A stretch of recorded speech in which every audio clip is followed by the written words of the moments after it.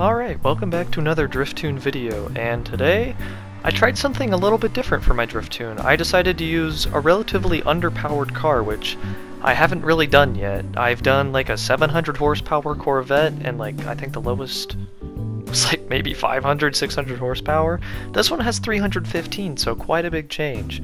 And yeah, I'd recommend doing the same suspension settings, but for the differential you could probably maybe even make initial torque and acceleration sensitivity a little bit higher, because the one thing I still had some issues with was getting the tires to spin when you were initially trying to drift. It was just difficult to first get it sideways, but once it does get sideways, it's perfectly fine to keep drifting. And yeah, you can see everything I installed over there. Basically, I fully upgraded the car as usual.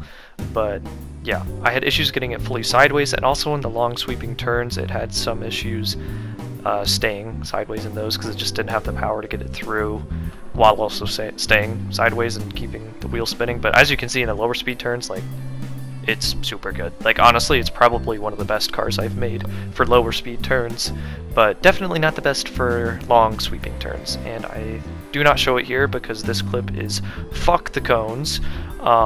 I always do that here when I go to Suzuka, not Tokyo. Learned that in a past video. Called this Tokyo once. This is not Tokyo, this is Suzuka. Learn your tracks, stupid dummy head. Anyways, moving on from my intellectual degeneracy, this car is very nice to drift. It can also do stuff like this, whatever that's called.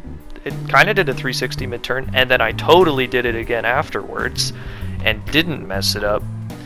Absolutely nailed that. See, look at that 360. Wow, that's just beautiful, isn't it?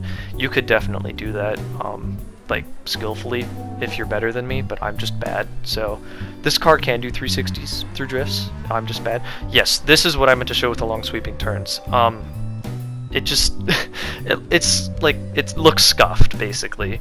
It doesn't look horrible, but it doesn't get any wheel spin because I'm basically just holding the handbrake through the first bit of the turn.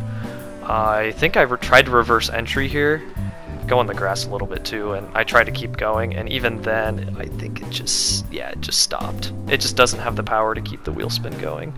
But then after that, it keeps drifting fine. So as you can see, my drift tune is absolutely flawless.